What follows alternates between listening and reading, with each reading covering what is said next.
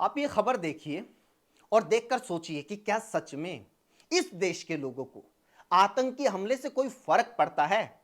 पहलगाम में हमला हुआ, डर के मारे सारे टूरिस्ट वापस जा रहे हैं तो एयरलाइंस ने इस आपदा में भी अपने लिए अवसर ढूंढ लिया।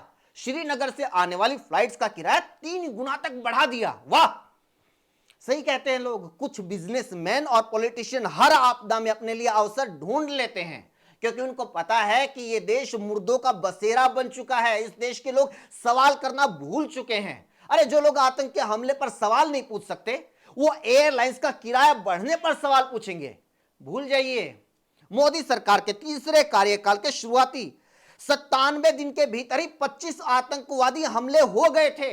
21 सैनिक शहीद हुए, 28 घायल हुए, 15 आम नागरिक मारे गए, 47 घायल हुए।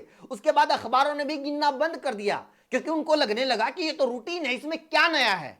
वैसे भी इस देश का रिवाज बन गया है कि एक साथ 20-30 शहीद जब तक ना हो तो संवेदनाएं उफान नहीं मारती। एक एक दो दो करके रोज शहीद होते रहें, इससे किसी के माथे पर बल नहीं पड़ता। हमारी संवेदनाएं मारे गए लोगों के दर्द में नहीं बल्कि उनकी गिनती देखकर हिलोरे मारती हैं। इसलिए कई साल से एक तरफ रोज कश्मीर में लाशें बिछ रही हैं और दूसरी तरफ नेता लोग रैलियों में चिल्ला रहे हैं कि मोदी ने आतंकवाद खत्म कर दिया है। आतंकी हमले तो कांग्रेस के टाइम होते थे, अब तो आतंकी हमले होते ही नहीं हैं। लेकिन सच्चाई यह है कि मोदी कार्यकाल में इतने आतंकी हमले हुए हैं, इतनी लंबी लिस्ट है कि आप एक हमला गिनवाओगे 10 छूट जाएंगे। 28 दिसंबर 2014 को बेंगलुरु में बम धमाका, 20 मार्च 2015 को जम्मू कश्मीर में आतंकी हमला, 4 जून 2015 को मणिपुर में हमला, 27 जुलाई 2015 को गुरदासपुर में आतंकी हमला, 2 जनवरी 2016 को पठानकोट में हमला, 25 जून 2016 को जम्मू कश्मीर के पंपोर में आतंकी हमला, 18 सितंबर 2016 को जम्मू कश्मीर के उरी में आतंकी हमला, 3 अक्टूबर 2016 को जम्मू कश्मीर के बारामूला में हमला, 6 अक्टूबर को हंदवाड़ा में हमला, 29 नवंबर 2016 को नगरोटा आर्मी बेस पर हमला, 7 मार्च 2017 को भोपाल उज्जैन पैसेंजर ट्रेन में बम ब्लास्ट, 24 अप्रैल 2017 को सुकमा में नक्सली हमला, 11 जुलाई 2017 को अमरनाथ यात्रा पर आतंकी हमला, 5 अगस्त 2017 को कोकराझार हमला, 10 फरवरी 2018 को सुंजुआन हमला, 13 मार्च 2018 को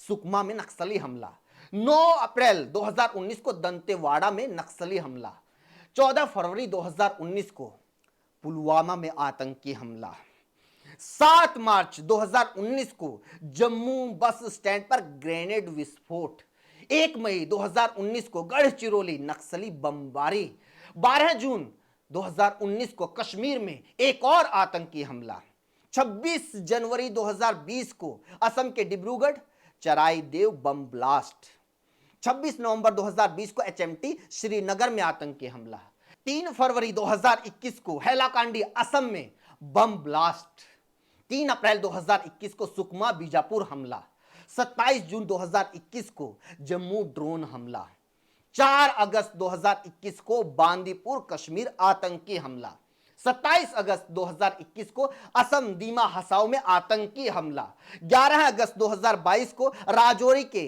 परगल में आतंकी हमला, 20 अप्रैल 2023 को पुंछ राजौरी हमला, 26 अप्रैल 2023 को दंतेवाड़ा में बम ब्लास्ट, 13 सितंबर 2023 को अनंतनाग में आतंकी हमला, 26 अक्टूबर 2023 को इंस्पेक्टर मसरूर अली वाणी की गोली मारकर हत्या, 22 दिसंबर 2023 को पुंछ में सेना वाले वाहनों पर हमला, 24 दिसंबर 2023 को कश्मीर के राजौरी में बड़ा आतंकी हमला, 12 जनवरी 2024 पुंछ में सेना की गाड़ियों पर आतंकी हमला, 4 मई पुंछ के आतंकवादी हमले में एक जवान शहीद, 5 घायल, 28 अप्रैल उधमपुर में एक डिफेंस गार्ड शहीद, 22 अप्रैल राजौरी में सरकारी कर्मचारी की हत्या, 9 जून को कटरा के रियासी में तीर्थ यात्रियों पर आतंकी हमला, 11 जून भद्रवाही चौकी पर हमला, 11-12 जून की रात को कठुआ में हमला, सीआरपीएफ जवान शहीद, 12 जून डोडा में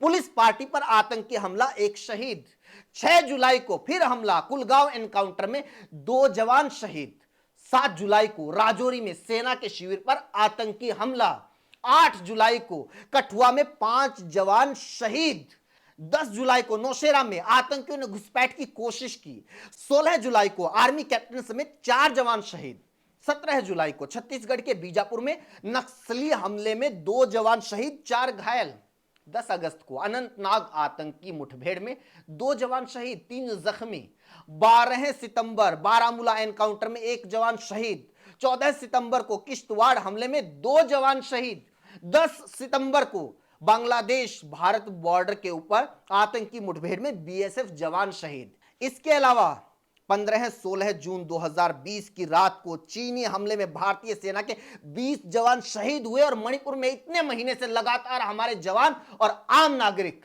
शहीद हो रहे हैं। वो हमले अलग हैं, लेकिन सारी खबरों को दबा दिया जाता है। देश को यह बताया जाता है कि आतंकवाद तो खत्म हो चुका है। बस जब भी एक साथ कई लोगों की मौत होती है तो 1-2 दिन तक उनकी जिक्र चर्चा हो जाती है और हर बार वही रटी रटाई बातें मीडिया में चला दी जाती है। हम हमले की कड़ी निंदा करते हैं, शहीदों को नमन करते हैं, दोषियों को बख्शा नहीं जाएगा, आपातकाल बैठक बुला ली गई है, मुंह तोड़ जवाब देने की रणनीति बनाई गई है, ऑपरेशन ऑल आउट शुरू कर दिया गया है, पाकिस्तान में बैठे आतंकियों ने साजिश रची। आज सवाल उठाने वाले कांग्रेस के टाइम कहां चले गए थे? कांग्रेस के टाइम पर भी तो हमले होते थे। कहां हैं वो लोग जो आतंकवाद का धर्म नहीं होता ऐसी बातें बोलते थे? हमले को इस्लामिक आतंकवाद क्यों नहीं बोल रहे?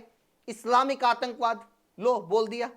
अब यह भी बता देते हैं कि कांग्रेस के टाइम हमला होता था तो पूरा देश सरकार से सवाल पूछता था, इस्तीफे मांगता था और सरकार सवाल सुनती थी और इस्तीफे भी लेती थी। सवाल आज का है, आज सरकार से सवाल करोगे क्या? क्या गृह मंत्री प्रधानमंत्री की जवाबदेही तय होगी? पूछोगे कि आतंकियों के हौसले इतने बुलंद क्यों हैं? क्यों इतने बड़े टूरिस्ट प्लेस पर सुरक्षा कर्मी तैनात नहीं थे? आप अपने आसपास छोटे मोटे शहर या किसी कस्बे के ऊपर नजर डालिए, देखेंगे जहां 2000 लोगों की गैदरिंग हो और खासतौर पर बाहर से आए हुए लोगों की, तो वहां भी 20-30 पुलिस वालों की ड्यूटी लगा दी जाती है। थोड़ी बहुत भीड़ वाले एरिया में एक आध पीसीआर तैनात कर दी जाती है। यहां तक कि लड़के लड़कियों पर नजर रखने के लिए पार्कों के बाहर पुलिस तैनात कर दी जाती है। लेकिन आतंक प्रभावित एरिया में किसी सुरक्षाकर्मी की ड्यूटी नहीं लगाई गई, कोई सुरक्षा इंतजाम नहीं किए गए। हम ये मान लें कि ये नॉर्मल बात है, ये कोई चूक नहीं, इसमें किसी की कोई गलती नहीं। आप ये वीडियो देखिए और इन गाड़ियों की गिनती करने की कोशिश कीजिए। ये पूरा लाव लश्कर सिर्फ एक नेता का है, वो नेता जो जनता के टैक्स के पैसों से सारे ठाठ ये सारी सिक्योरिटी भोग रहा है, लेकिन टैक्स देने वाली जनता के लिए कोई सिक्योरिटी नहीं है। क्यों? क्या सरकार इस सवाल का जवाब देगी? नहीं, क्योंकि इस दिशा में तो बात ही नहीं हो रही है, सोचा ही नहीं जा रहा। सारी प्लानिंग सिर्फ ये की जा रही है कि इस मौके पर कितना राजनीतिक फायदा उठाया जा सकता है, कैसे इसकी आड़ में अपना पॉलिटिकल नैरेटिव सेट किया जा सकता है। नैरेटिव भी वो सेट किया जा रहा है जो आतंकवादी चाहते हैं। वो चाहते हैं कि इस देश के लोग आपस में धर्म के नाम पर बंट जाए, धर्म के नाम पर आपस में मरकट जाएं। इस काम के लिए आतंकियों की जरूरत ना पड़े। क्या आप लोग इस साजिश को समझ रहे हैं?